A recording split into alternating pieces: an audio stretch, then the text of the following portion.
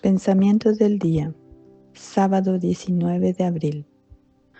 Guardar silencio ante el prójimo.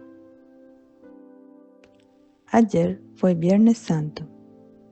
Le dije a Jesús que me comprometía, con su gracia, a amar lo abandonado siempre, enseguida y con alegría, en los dolores, pero también en los pequeños sacrificios que implica su voluntad, incluso los que acepto siempre enseguida y con alegría. También en la renuncia a mí misma, en el perder, en las pequeñas penitencias. Sin embargo, tuve la impresión de que le gustaba particularmente mi amor a él, abandonado en los hermanos que se le parecen. Le he ofrecido mi amor por él, que sufre en quienes me rodean, mi trabajo por la familia, por los chicos que nacen, por los hermanos cristianos, por los no cristianos, por los no creyentes.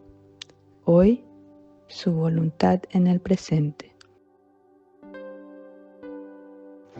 Del diario de Chiara Lubich, 18 de abril de 1981.